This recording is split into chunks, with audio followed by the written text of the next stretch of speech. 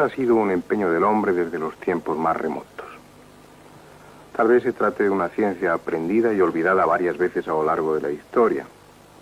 De hecho, las tradiciones, las mitologías, parecen recoger el eco de máquinas voladoras, de vimanas, de carros aéreos, de hombres dioses que conquistaron el cielo. Es la parte oscura de la historia. Lo que sí es cierto, lo evidente, es que el hombre de los últimos siglos ha puesto todo su empeño para conseguir volar. Como no tenía alas, fabricó máquinas con las que suplir esa falta de previsión de la naturaleza. Y en algún sentido, a medida que el hombre iba conquistando el cielo, también estaba rompiendo el orden natural. Ya lo expresó proféticamente Francesco Lana, un jesuita del siglo XVII, en esa época en la que los globos empezaban lenta y perezosamente a despegarse del suelo. Yo no veo dificultades que puedan prevalecer contra este invento, excepto una, que a mí me parece la más importante de todas. Y es que Dios nunca permitirá que tal ingenio tenga éxito, pues de tenerlo, crearía muchas perturbaciones en los gobiernos de la humanidad. ¿Quién no ve que ninguna ciudad estaría a salvo de la sorpresa cuando las naves pudiesen ser gobernadas sobre los campos y los mismos patios de las viviendas para tomar tierra en ellos y desembarcar su tripulación? Podrían lanzarse grandes pesos que harían hundirse a los barcos, o estos serían incendiados por globos de fuego.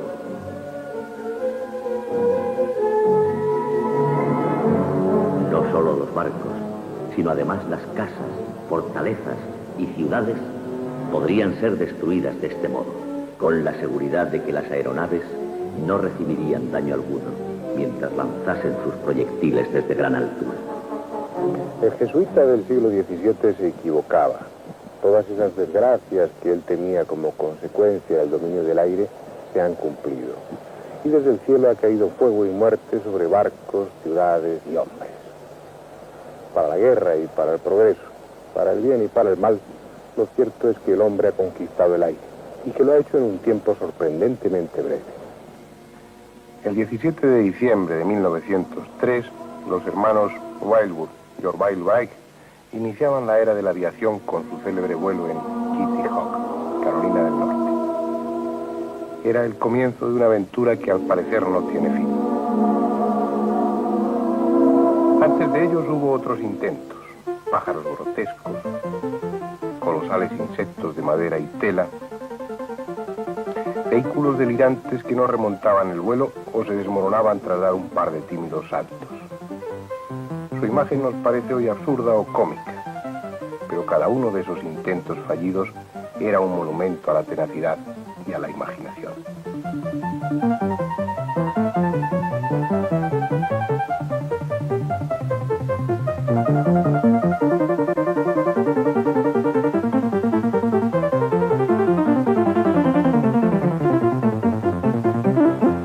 Incomprensiblemente el hombre alcanzó su meta y en contra de la ciencia contemporánea los aviones volaron.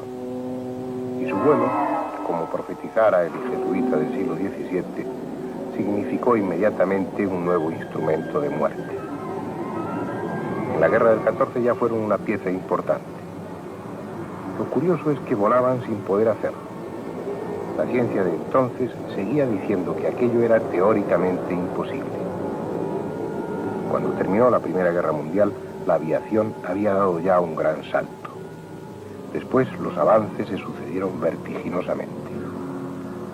Desde aquel 17 de diciembre de 1903, fecha del vuelo de los hermanos Wright, hasta el lanzamiento del primer satélite artificial, el 4 de octubre de 1957, solo pasaron 54 años.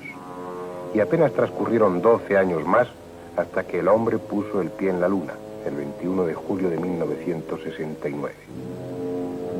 En solo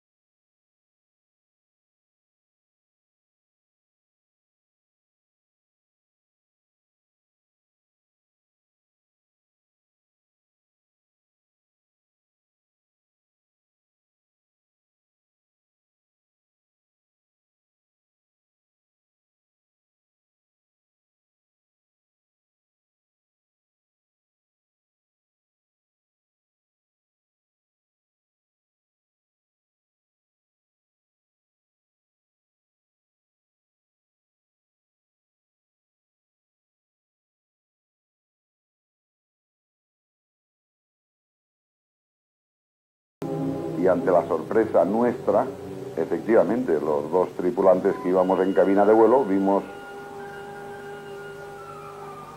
un uso, por llamarlo de alguna manera, color blanco, mate, no brillante, a nuestra izquierda del avión, y, como ocurre siempre en estos casos, dimos información al control, que estamos en aquellos momentos de aproximación de Madrid, y siguiéndonos en radar.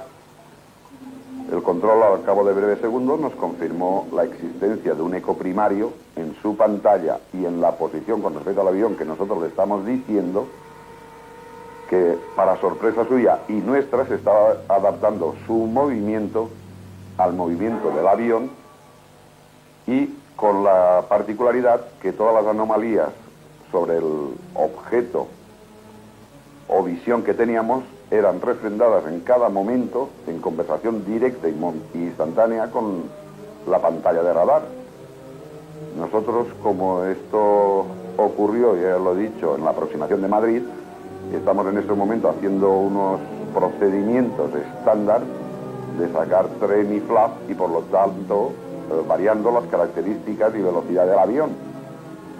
El objeto, por llamarle de alguna manera, se iba adaptando automáticamente a las características propias de ese momento del avión y, repito, con sorpresa y creo que pocas veces acaecidas, que esas mismas maniobras o figuras, podríamos decir, entre el avión y el objeto, aparte de nuestra visión que podría estar confundida, nos la iba certificando en un medio tan material y falto, por supuesto, de toda impresión o momento psicológico del radar. Esta visión ocurrió, no lo puedo decir con certeza absoluta, pero hasta momentos antes de la toma de tierra material en el aeropuerto de Barajas. Terminamos el vuelo, lo comentamos entre toda la tripulación, y esta línea tenía una escala, si mal no recuerdo, de 1 hora y media, 2 horas en Madrid. Comíamos en el restaurante de tripulación y luego continuamos a efectuar otros saltos de línea regular.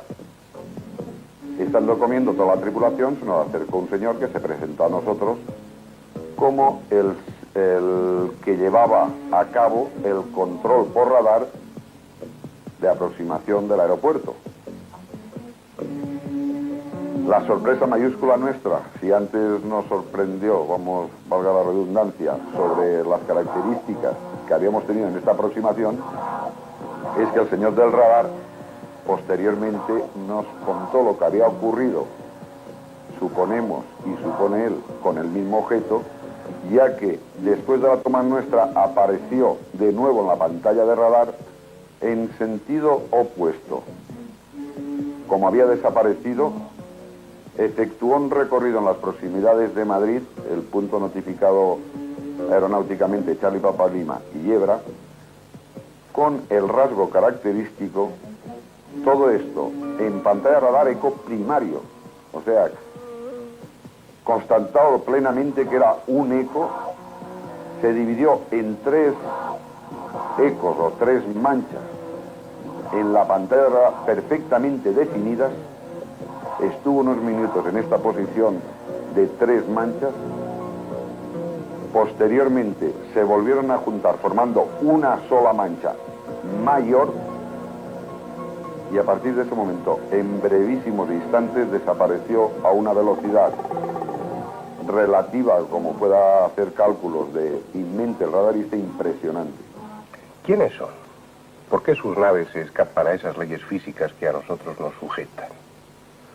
¿Por qué los ovnis se parecen a cualquier cosa menos a un avión? Este es Rafael Ortega, un torero ya retirado al que los aficionados recuerdan con nostalgia.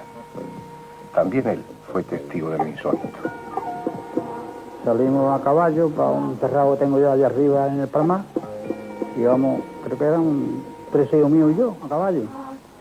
Sobre las 4 de la tarde, y vimos un objeto que yo primeramente creí que era un helicóptero, pero cuando me fijé bien, era como una cabina telefónica, que iba como a unos 2000 metros de altura, y estuvimos mirándolo un rato, no iba corriendo mucho. Y claro, nos extrañó mucho como una cabina telefónica volando. Y ya lo comenté aquí con la familia y con algún amigo, y claro, es lo que yo vi. Una forma que nada tiene de aerodinámica, y sin embargo no es una excepción. Son bastantes los testigos que han visto objetos similares y que también han utilizado la misma comparación, como una cabina de teléfonos. Exactamente como una cabina, era rectangular y además el techo plano. Y yo no me di cuenta si llevaba cristales o no llevaba cristales, pero era idéntico a una cabina telefónica. Y es el primer falso concepto que debemos desechar. OVNI no es sinónimo de platillo volante. Esta es una de las formas, pero solamente una. De hecho, OVNI es sinónimo de cualquier cosa, de cualquier extraña forma. Empezamos a ver un objeto que circulaba por el cielo, que provenía de Madrid, más o menos de la provincia de Madrid o Guadalajara, y que se desplazaba en dirección a Extremadura. Un objeto brillante como un foco, circularía a la velocidad de un avión, similar a la velocidad de un avión, no despedía ningún ruido y era exactamente eso, como un foco, más o menos del tamaño de lo que es la mitad de la luna. Estuvo unos cuantos minutos en el horizonte, lo estudiamos con unos prismáticos hasta que se perdió en el horizonte en dirección a Extremadura. Al cabo de unos cuantos minutos, pues pasó otro objeto, que más que un objeto ya veíamos que era el contorno de una nave, ya que no eran luces, llevaba así luces, pero eran luces interiores, lo que aparentemente podíamos ver con los prismáticos.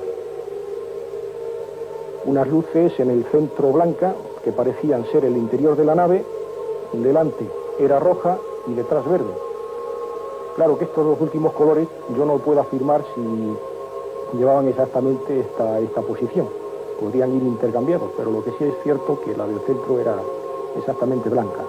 Sobre las 8 de la tarde estábamos unos cuantos testigos, concretamente 5, y presencié un objeto que en principio no observé el color, pero su forma era alargada. Era alargado como forma de puro, más o menos. Más tarde, en cuestión de unos segundos, este objeto se dividió en dos partes y una de las partes se envolvió como en llamas que cayó hacia abajo. Se perdió a no mucha distancia de nosotros. La segunda parte de este objeto subió hacia arriba y su color era intensamente negro, que se perdió en el firmamento a gran velocidad. A la derecha pues vi un montón de luces como si fuera la torreta de un estadio, más o menos, más ancha y a la altura del suelo de unos 2 metros y aumentaba más o menos como un autobús, con muchas luces, tanto para el suelo como para todas partes, para todos lados. Y entonces arriba tenía como una luz roja que se veía con el mismo resplandor. Vimos cómo ascendía una masa que podía ser muy bien la luna, pero de otro color bastante diferente al que tiene normalmente la luna, y fue ascendiendo como por detrás de la montaña, lentamente, pero que se veía que se movía, que eso se iba hacia arriba, hasta que esto transcurriría a lo largo de un minuto más o menos, que vimos cómo se iba elevando esta masa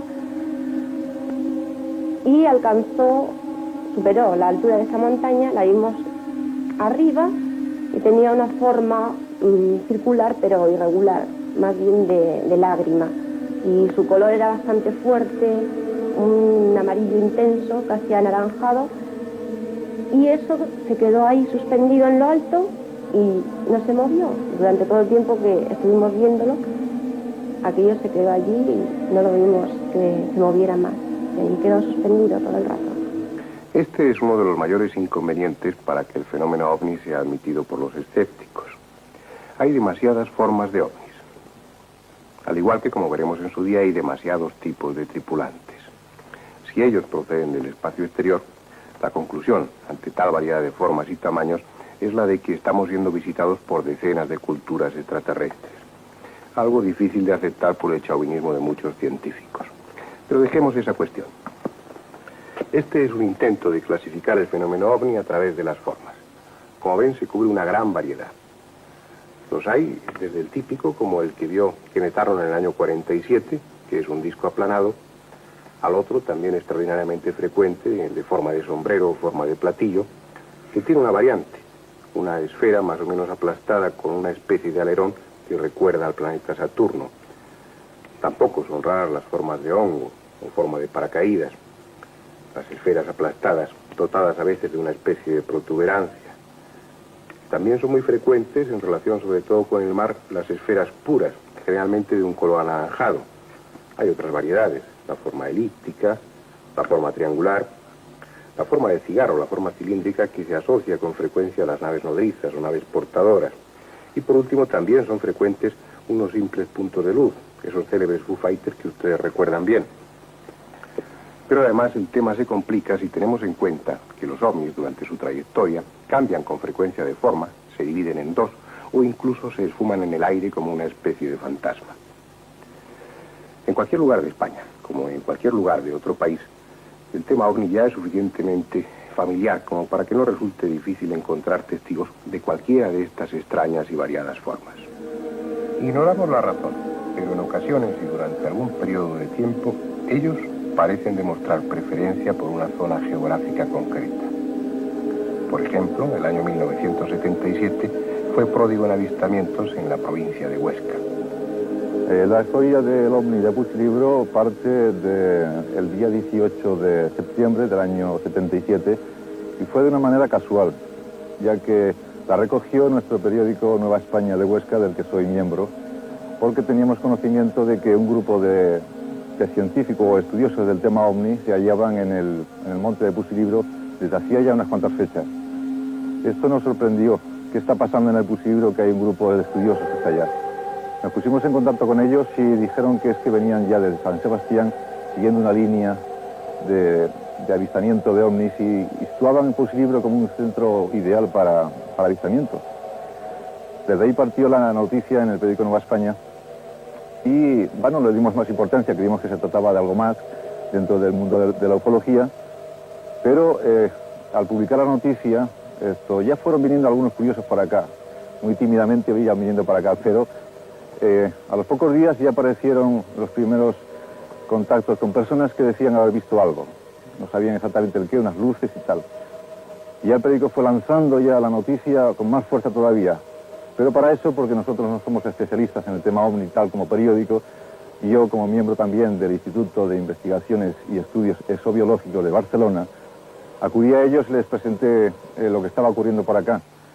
Y fue a través de ellos precisamente, con su asesoramiento técnico, ya que son hombres que manejan esto hace años, fuimos siguiendo la noticia tranquilamente, pero claro, no tan tranquilamente cuanto al personal, que conforme iban leyendo la prensa, escuchando la radio y viendo la televisión, esto pues se convirtió ya en una romería total, ya que desde el 18 de septiembre hasta avanzado ya noviembre, pues esto era, lo que, como digo, una romería total. Se calculaba del orden de los 400 a 500 personas diarias durante todo este tiempo que acudían al Pusilibro. Eso hizo ya llegar pues no solamente a los medios locales y provinciales, sino que ya trascendió mundialmente. Vienen incluso televisiones del extranjero, emisoras. Esto fue realmente tremendo. Vi un aparato desde Huesca que daba la impresión de ser como un globo grande y tenía un color rojizo. Era el atardecer, se empezó a poner mucho más brillante conforme se iba escondiendo el sol y se mantenía fijo, casi siempre guardando la misma distancia, la misma altura, todo en la misma dirección. Y de momento pues empezó a perder el brillo, se empezó a ver un poco más oscurecido y luego empezó a desplazarse hacia la izquierda, mirando desde Huesca a la sierra, que será como hacia el oeste, y a coger una velocidad bastante considerable hasta que se perdió de vista. Por arriba, por el monte, había un poco de niebla y subía cantidad de coches, pero yo dije, desde la niebla no se verá nada y me quedé aquí. Entonces desde aquí se veía el pico del castillo, el pico de Pusilibro y el castillo se veían las partes altas que no había niebla Y dije, si pasa algo yo lo tengo que ver, porque por debajo de la niebla no podía ir, tenía que ir por encima. Y ya a las 2:30 o las 3 menos 20, aproximadamente, era cuando yo estaba tranquilamente y veo aparecer una cosa luminosa completamente extraña. La seguí venía por la dirección de Pusilibro, por encima del castillo, y ya aquí cuando llegó un poco a la izquierda, por esta zona, cogí los prismáticos, abrí los prismáticos, los puse, y entonces y por ver de localizarlo, a ver de qué, y con los prismáticos podía ver mejor lo que era, pero ya no lo pude localizar, ya se había perdido en el horizonte, entre la niebla y el horizonte, y ya no lo vi más. Y entonces cuando yo vi así como forma de una nube, pero como dos platos, uno montado sobre otro, y le dije a mi hija, mira qué platillo volante, pero os lo dije en broma. Lo que pasa que en ese momento ya empecé a ver el destello y vi que salía uno y otro y venían hacia aquí, a una velocidad tan vertiginosa que le dije, hija, vámonos, nos metimos dentro de casa, apagamos las luces y cerramos la puerta. Y entonces nos quedamos así un poco cohibidas las dos. Y me dice mi hija, pero mamá, ¿por qué estás temblando? Y digo, oye, es que tú no lo has visto. Y dice, no, muy bien. Pero entonces nos metimos dentro con las luces apagadas, estuvimos un ratico así. Luego nos asomamos por la ventana esa y por estos árboles no podíamos ver nada.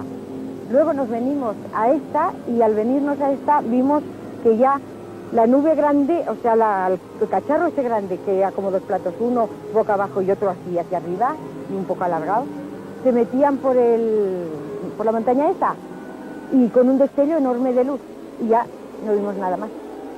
Pues tendría una cosa así, se veía, la grande, y las otras al salir pues eran una cosa así. Yo tuve la fortuna, claro, es lógico también que dentro de todo este tiempo, acudiendo todos los días aquí al Pusilibro, haciendo esta ruta y estando pendiente del cielo, pues tuve la oportunidad de ver a esa nave. Una nave tremenda, por la distancia es difícil calcular de noche, pero realmente aquello, por lo que entiendo, era una nave nodriza tremenda. Yo diría que tendría kilómetros de grande, porque incluso desde Huesca capital se hizo unas fotografías fabulosas que han dado la vuelta al mundo también, en la que se denota el tamaño de este aparato. Entonces yo lo que sí pude ver que era, como he dicho, un círculo, y no era una superficie plana, sino dejaba por las orillas unos destellos de luz y hacía como unas colmenas, como si dijéramos o algo así, pero que a simple vista tampoco lo pude observar bien. Entonces fue cuando cogí los prismáticos y ya no lo pude ver. Pese a las extrañas características del ovni visto por el señor Santolaría Bretos, no es la primera vez que una nave similar se deja contemplar por testigos. Por ejemplo, 20 años antes, el 29 de julio de 1957, en Lagmont, Colorado, se vio un objeto muy parecido, tal vez el mismo, cuya reconstrucción tienen ahora en imagen. Lo extraño es que cuando ellos se dejan ver con frecuencia en una zona, como ocurrió en esta en 1977, no lo hacen en un solo tipo de nave, sino en varios de características diferentes, como si existiera un plan, una estrategia en la que participaran distintas entidades procedentes de diferentes orígenes. Puede que todo sea parte de una maniobra para que nos familiaricemos con su presencia, porque lejos de mostrarse tímidos o huidizos, ellos se dejaron ver por multitud de testigos e incluso se dejaron fotografiar. El 2 de noviembre de 1977, sobre la zona de Sierra Caballera, y a la 1:15 de la madrugada, un miembro local del Instituto de Investigaciones y Estudios Exobiológicos obtenía una secuencia de 4 fotografías, las mismas que ahora estamos viendo y que muestran una nave portadora de intenso color rojo y una pequeña de color blanco que se aproxima por la derecha. Estas fotografías fueron obtenidas con una cámara cónica T3 dotada de un teleobjetivo de 200 milímetros. Se utilizó película Fujicolor de 400 ASA con una apertura de diafragma F4 y una velocidad 1.8. Son un documento de extraordinaria importancia por mostrar en color y con claridad suficiente una secuencia de la toma de un módulo por una nave portadora. Cuando el módulo ha penetrado en la nave grande, esta cambia de coloración. En la última fotografía, la nave portadora inicia su marcha de la zona.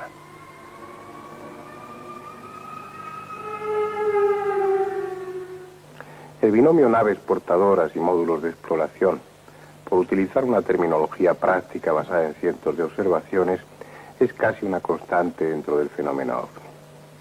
Se deduce, siempre con riesgo de equivocarse, claro está, que ellos utilizan sus grandes naves portadoras o naves nodrizas para los largos desplazamientos desde quién sabe qué rincón del universo, y que una vez en las inmediaciones de nuestro planeta salen de ellas esas pequeñas naves auxiliares o módulos de exploración que con tanta frecuencia vemos en el cielo o flotando a pocos metros sobre nuestros sembrados. Esas naves portadoras, como la de Huesca, se han dejado ver y fotografiar muchas veces. Normalmente tienen forma cilíndrica, forma de cigarro puro, y alcanzan tamaños fantásticos, como auténticos portaaviones del espacio.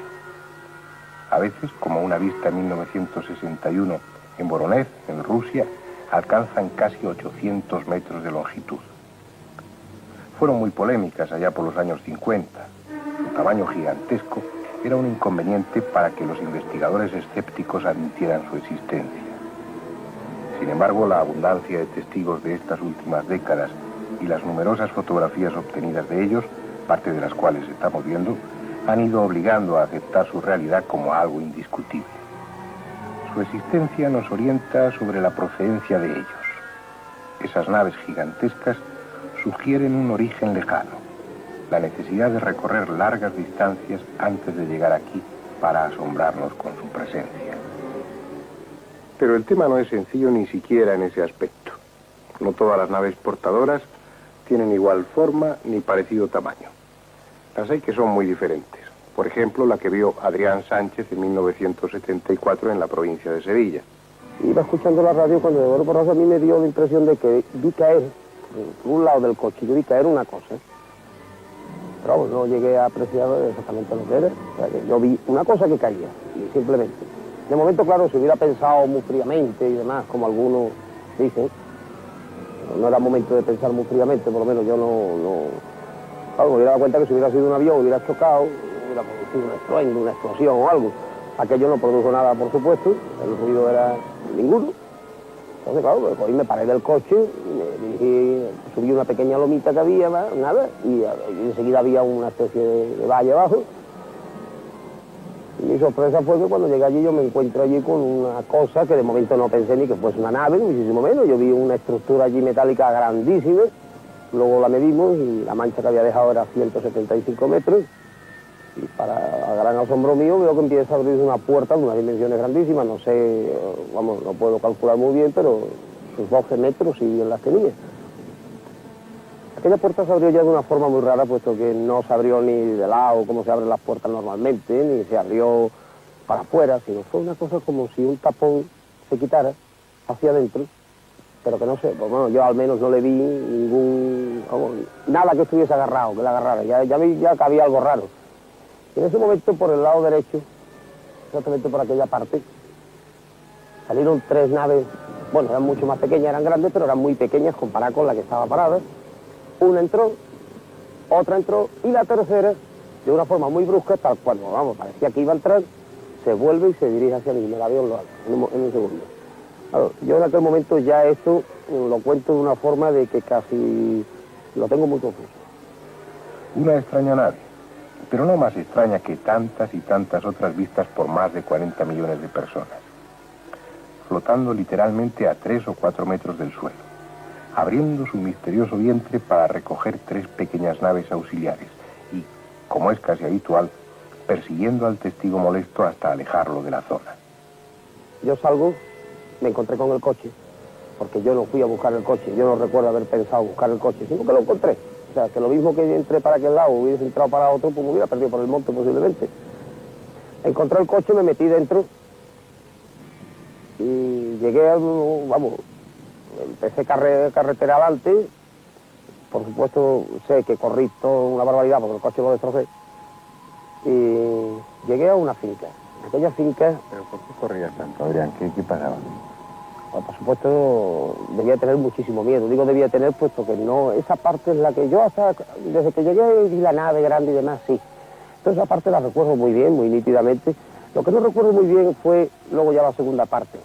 Esos 15 o 16 kilómetros que yo corrí con aquel cacharro que se me ponía encima, luego lo tenía a la derecha, luego a la izquierda, se iba, aparecía otra vez me lo encontraba en lo alto, por supuesto. Ese ovni, ese pequeño objeto comparado con la nave grande te iba persiguiendo por la carretera.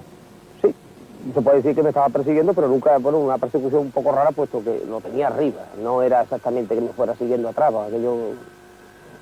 Entonces llegué a una finca y paré, pero allí no me abrían la puerta, y entonces esa vez sí me fui yo para el coche, me monté y seguí, hasta que llegué a una segunda finca, que había una en la misma borde de la carretera.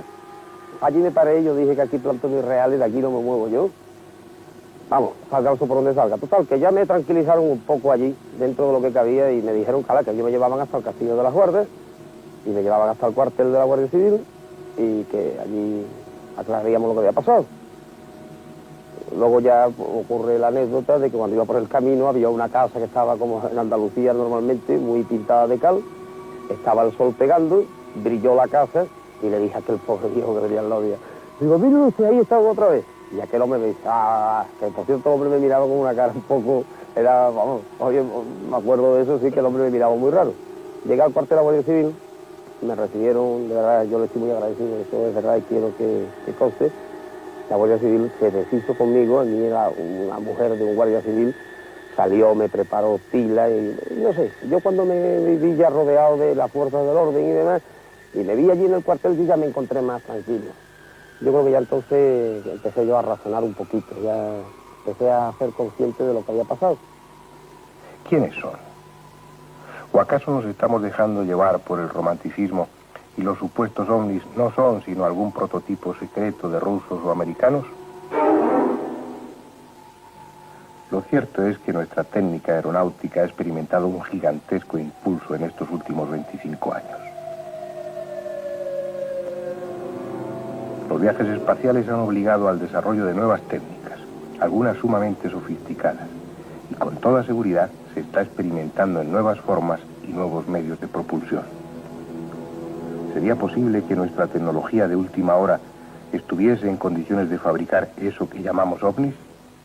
Sinceramente, creo que no, debido a que lo que tú llamas muy bien tecnología de última hora se basa en la construcción de misiles o aeronaves movidos por turbinas potentísimas o motores cohetes que consumen una enorme cantidad de combustible y que aparte tienen un sistema tan complejo de funcionamiento que no permiten sobrepasar unos ciertos límites de velocidad.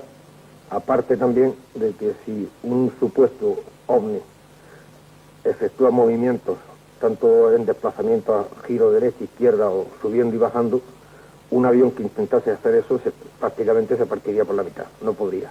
Ni el propio piloto, el ser humano que pilotase ese avión, que quedaría virtualmente aplastado contra el asiento de pilotaje, por una aceleración tan brusca. Se ha visto en muchísimos accidentes que cuando se produce una deceleración, generalmente la gente muere aplastada. Después, para conseguir las velocidades que consigue un ovni, se necesitaría construir unos tipos de aviones o misiles, o como quisiéramos llamarlo, con unos tanques tan brutalmente grandes que sería imposible físicamente de construir. Ahí tenemos el cohete Saturno, que es el cohete más grande que se ha construido en la historia, que tiene 150 metros de alto y consume el combustible aproximadamente en 2 minutos. Y entonces, si quisiéramos conseguir aceleraciones y velocidades, pues necesitaríamos hacerlo 20 veces más grande. Todo parece indicar que por el momento no estamos en condiciones de fabricar ovnis. Pero es que además los ovnis no son un fenómeno actual, sino que tiene décadas de antigüedad, tal vez siglos. Se empezó a hablar masivamente de ellos en el año 1947. Y en esa época estábamos aún más lejos que hoy de un nivel técnico capaz de fabricar ovnis. Pero imaginemos durante un momento que hay una especie de milagro y que una nación, cualquier nación de este planeta, estuviera desarrollando unas naves de características tan extraordinarias como las de los ovnis. Sería medianamente lógico que vinieran a hacer sus pruebas sobre Huesca, o sobre Sevilla, o sobre Argentina, o sobre Italia. ¿Por qué entonces algunos investigadores y muchos escépticos del tema se empeñan en atribuir a los ovnis una procedencia terrestre? Quizás la razón habría que buscarla en los ovnis de apariencia convencional, en los célebres platillos volantes. Un diseño que en algún momento tentó a los ingenieros aeronáuticos alemanes y americanos, probablemente inspirados en esos misteriosos objetos de procedencia desconocida que ya habían sido vistos antes y durante la Segunda Guerra Mundial. Cuando terminó la contienda, los aliados se lanzaron ávidamente sobre lo que quedaba de las grandes fábricas de material bélico y sobre los archivos de armas en proyecto. Tal interés de los vencedores estaba justificado. No en vano los vencidos habían sorprendido a los aliados en los últimos años de la guerra con extraños cohetes y aviones sorprendentes. En efecto, encontraron, a pesar de lo poco que quedaba en pie, proyectos avanzados de nuevas armas que en otras circunstancias tal vez habrían hecho cambiar el curso de la guerra. Alguien aseguró que los nazis tenían en marcha la fabricación de auténticos platillos volantes.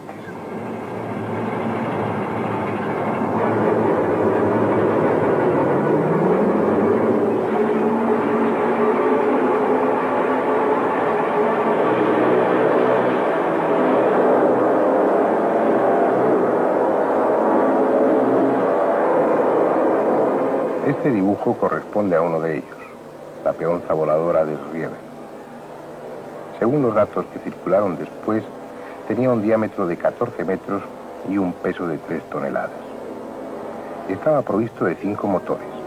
3 de ellos, los que movían las aspas, tenían un empuje de 900 kilos cada uno.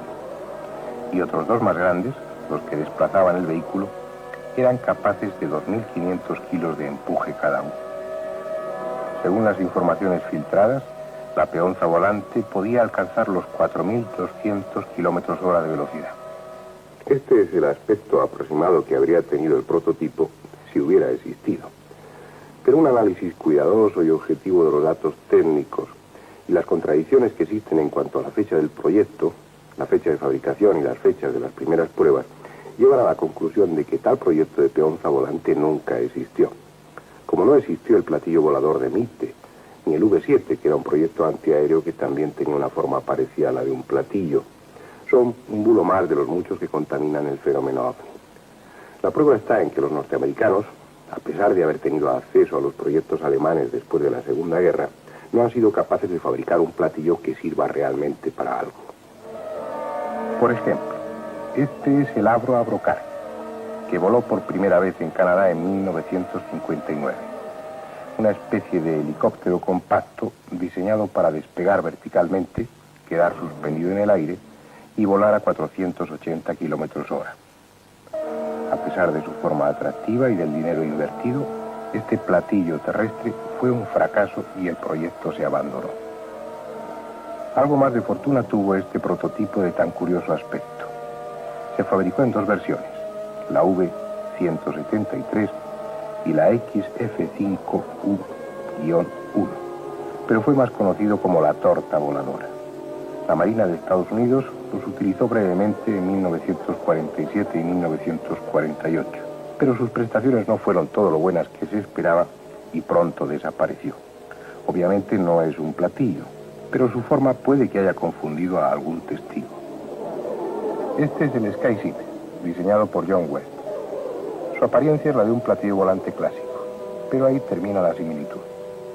Este prototipo inglés, probado en un hangar del Real Centro Aeronáutico de Carrington, es simplemente un globo de helio. Como tal, volaría lentamente. Si el proyecto se completara, no hay duda que algunos testigos de los próximos años lo confundirían con una nave portadora, ya que la aeronave definitiva deberá tener 220 metros de diámetro y la altura de un edificio de 14 pisos. En cualquier caso, y pese a su forma, un simple globo que nada tiene que ver con esas naves desconocidas que cruzan nuestros cielos a velocidades fantásticas. El hombre está muy lejos de la técnica que le permita fabricar objetos volantes similares a los ovnis. No es cuestión de decenas de años, probablemente sean siglos los que separan nuestra tecnología de la de ellos.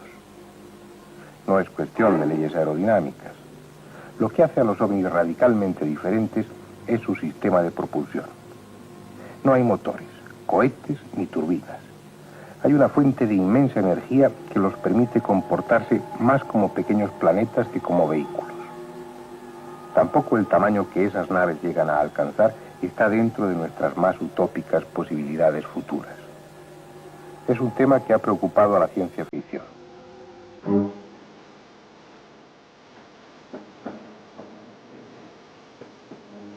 Los artistas, en un afán de anticiparse a los acontecimientos, han imaginado naves futuras de colosales dimensiones, auténticos planetoides que recorrerían el espacio durante siglos, tripulados por gentes que nunca llegarían a ver su destino, gentes que dejarían el honor de pisar otros planetas a los nietos de sus nietos.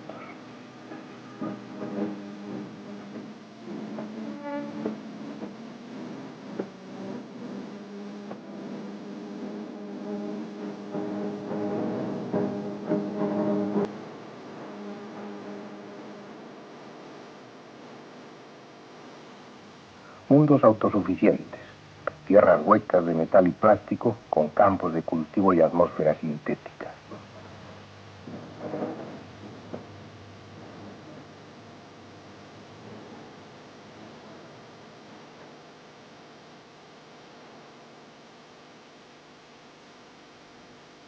Tales vehículos serán ensamblados en el espacio, ajenos ya a la gravedad terrestre, y luego lanzados como arcas del futuro a recorrer las enormes distancias del espacio.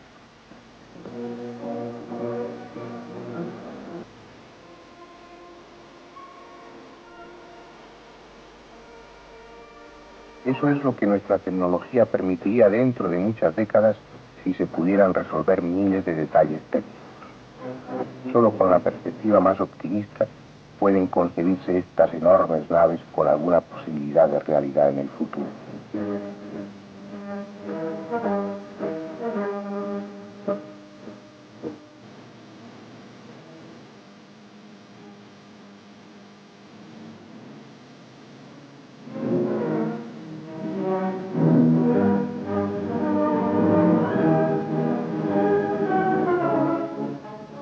Sin embargo, esos logros, que hoy se nos antojan el colmo de la grandiosidad y de la técnica, son simples juguetes si los comparamos con algunos de los objetos misteriosos que nos visitan.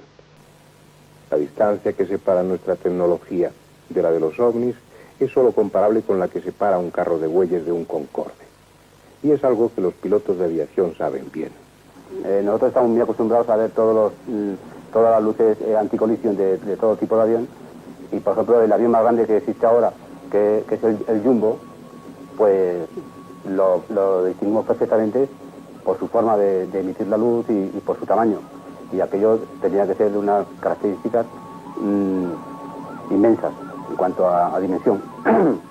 Y luego, como repito, por las evoluciones y sobre todo por lo que el radar apoyó en cuanto a su tipo de información técnica, por supuesto, de que aquello tenía unas evoluciones brusquísimas y unas velocidades fuera de toda lógica de un ingenio volador de las condiciones en el tipo actual que estoy relatando el hecho. En ese momento pues descendió bruscamente, desde gran altura descendió bruscamente, sin que pueda parecerse el movimiento a cualquier otro objeto volante, que como es por supuesto sabido, pues las máximas velocidades de ascenso o descenso pues pueden ser de 5 o 6.000 pies por minuto o más, hasta 7.000 en caso de algún avión acrobático, pero esto podía tener aproximadamente los 15 o 20.000 pies por minuto, un desplazamiento francamente fuerte. Yo tuve la oportunidad de hablar después con el comandante de la Bari y me dijo que efectivamente aquello era sumamente enorme, sumamente grande, y me dijo que era como un edificio de 5 pisos. Posteriormente en Sevilla, el control de Sevilla me llamó por teléfono y me dijeron que lo había visto un TAP despegando de Lisboa. Después de despegar de Sevilla, nos dijeron que lo habían visto pasar sobre Canarias. Y esto, pues, en mi curiosidad fue creciendo porque no era yo solo el que lo había visto. Aquella noche lo había visto mucha gente en muchos sitios y desde luego con unos tiempos y unos intervalos tan pequeños que su velocidad tenía que ser francamente enorme. O sea, no lo podría yo apreciar porque el objeto en realidad no se cruzó con nosotros pero la velocidad que debería de tener el aparato era tremenda. La velocidad es porque pasaba la luz aquella o el objeto aquel extraño identificado por la pantalla era incalculable, próximos a la velocidad de la luz. En cuanto al artefacto este, pues no sé, yo creo que si conociéramos el tamaño, pues a lo mejor podríamos decir la altura con exactitud, pero yo creo que iba por encima de los 40 o 50.000 pies. Y la velocidad, pues 180 grados de arco de horizonte, en minuto y medio es mucha velocidad. Pueden calcularle, no sé, 20 o 30.000 kilómetros, pues creo que puede ser, por hora. Y esa es mi experiencia en cuanto a avistamiento de objetos no identificados. Y mi opinión, desde luego, es que la máquina esta no era una máquina normal de la Tierra. Tampoco puedo asegurar que fuera de otro planeta, pero desde luego de aquí no era.